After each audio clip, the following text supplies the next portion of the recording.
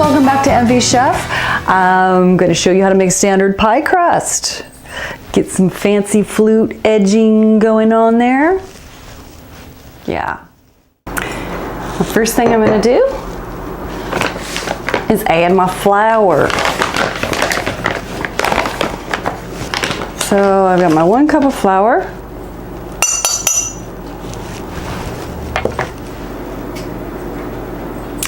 Next I'm going to add my salt.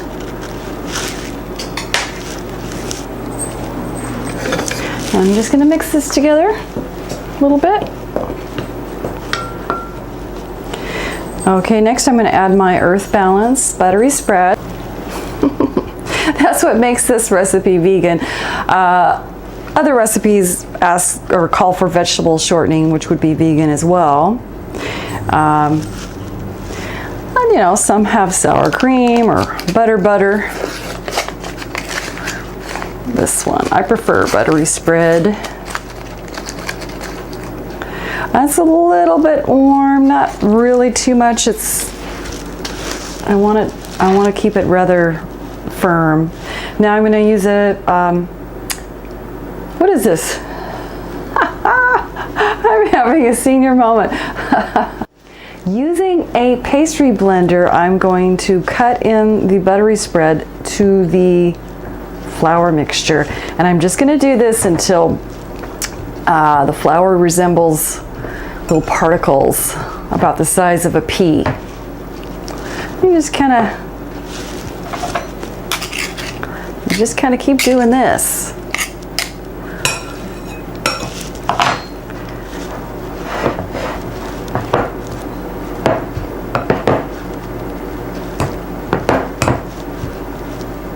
It's all mixed together and you don't have any big chunks of buttery spread left.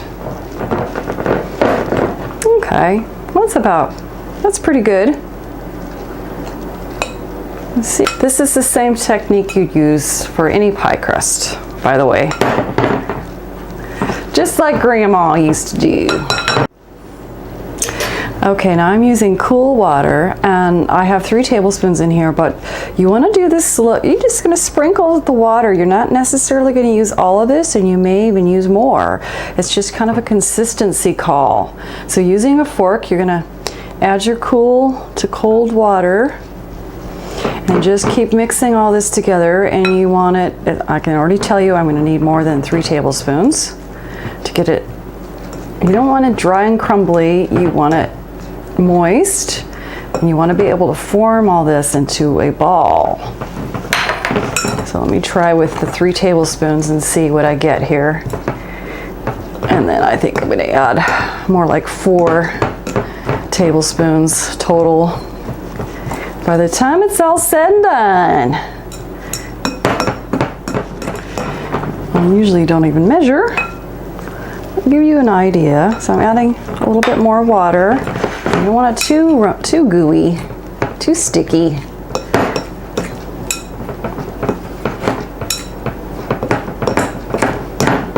I'll be able to roll this out and work with it. So if it's too dry, you're going to have a heck of a time getting it into a pan and fluting the edges. If it's a little sticky, you can always make up for that on the board when you're rolling it out by adding a little more flour. You see?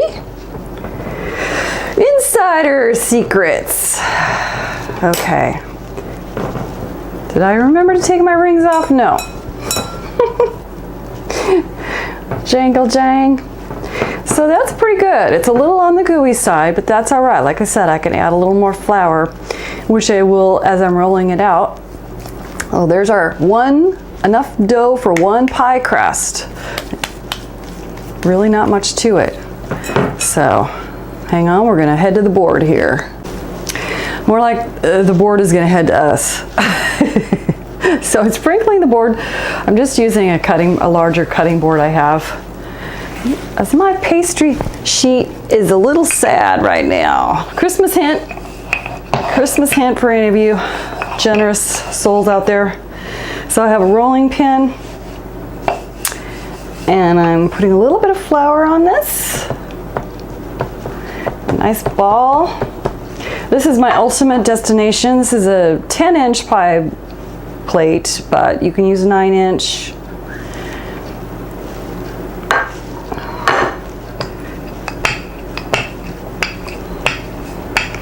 So I'm going to do this. It's a little gooey.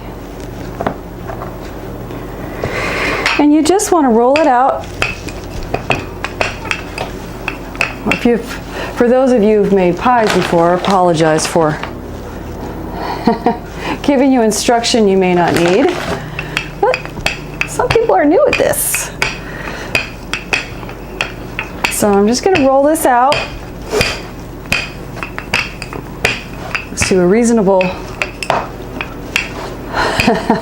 what I hope is a circle, close to a circle. And what you're going to do here, to know that you have a big enough circle for your pie plate,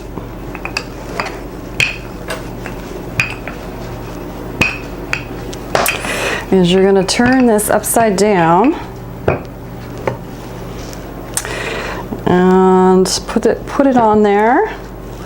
And you want to go about an inch over the edge here, about like this. And even if you might have to make up some space, about like that. Just kind of trim it up a little bit. Some people do it after it's in the pie pan. Okay. Use put a little more flour on here. Use your rolling pin as a guide. I don't know if you can see all this. I'm trying to let you see what I'm doing. Hopefully it's not going to stick to my board. Oh no. Cut. Come on, man. This is why people buy them already made. Not me. Not here at MB Chef. We like to do things the hard way. See, it's a little too gooey, so that's why I'm having problems. So, not as much water as I did, folks. Okay, I've lifted it. I'm gonna just kind of flip it on there. Did you see that? Hope you saw that. Get this out of the way. My mom used to take the leftover pie crust and roll it out, put a little cinnamon and sugar and bake it. Oh, it's a little off here. Darn it. Do what I say, not as I do. Okay. But you get the idea. Okay, then what you're gonna do is you're gonna kind of fold this up along the edge, give it a little extra bulk. I'm gonna show you some different fluting techniques. Now we are going to put pumpkin pie in this particular crust, so I'm not going to pre-bake it, but I am going to just show you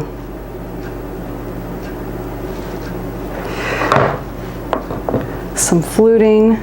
Now I'd have a lot more dough to work with if I used a 9-inch pie pan, but I couldn't seem to find mine. I have the big boys, the big guys, 10 and 12-inch pie plates, but not 8 or 9. But that's okay. You're gonna get the idea. The more you have up there, the less chance it will burn when you go to bake it or get too brown. But we'll show you how to work around that too in my pumpkin pie video. Okay, so you see I've kind of pressed this in here, and I've got a pretty good buildup on the edges. I'm just going to show you. This one's a little, you can, if you're a perfectionist like some people, you could build this up with the extra dough. Kind of blend it in there. Any weak sparse areas. Just make sure you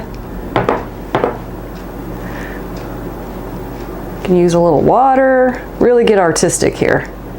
See how I, I beefed that up a little bit. I was a little sad on that one area. Okay, enough perfectionism, here we go. So there's a couple different techniques here for fluting. Some people like to just use a fork. You'll see this in store-bought pies or bakery pies. They just do this, right? Along the edges. And you can do that. Or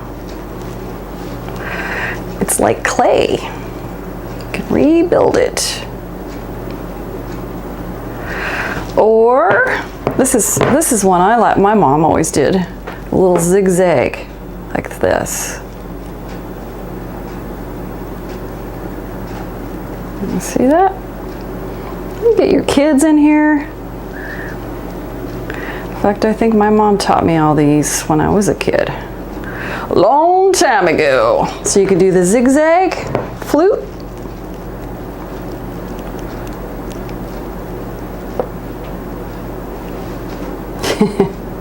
I said you could do the zigzag. You get the idea. Or this is one I've been doing for a long time.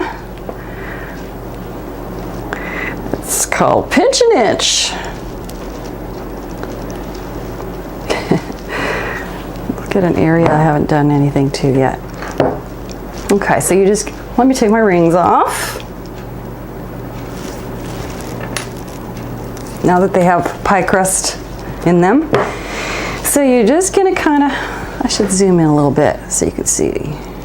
Okay, so you're just gonna kind of do this and just, you don't want to pinch it till you see the pan come through. Why don't you just go around like that? And that's a winner. I'm gonna go with this one. Now, if you're making a pie that calls for or pudding, cream of something, you know, and it calls for pie crust, or you're not, where you need to pre-bake your crust, that's where you would use a fork to put some holes, some pricks. Little pricks throughout the crust so that it doesn't bubble up when you bake it. But like I said, we're gonna fill this, we're gonna fill this with filling. We're gonna add some pumpkin pie filling and bake it all at once. You know, you could also make this up, cover it, and freeze it. Pull it out another time. I'm kind of, this side's a little too thick now.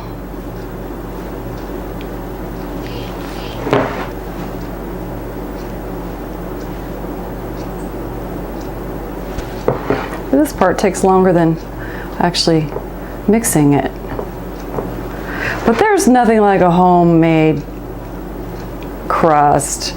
I know you can pick them up at the store. They're faster and easier for people who just are in a hurry and don't have a lot of time, but if you can find the time, I recommend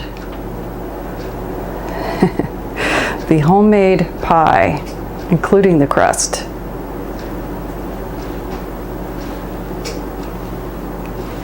All right, it ain't perfect. I'm not trying to win an award here today. So there is my standard pie crust, all ready to get filled with something yummy. So enjoy your standard pie crust. Put something yummy in it, or freeze it. We'll see you next time. Bye-bye.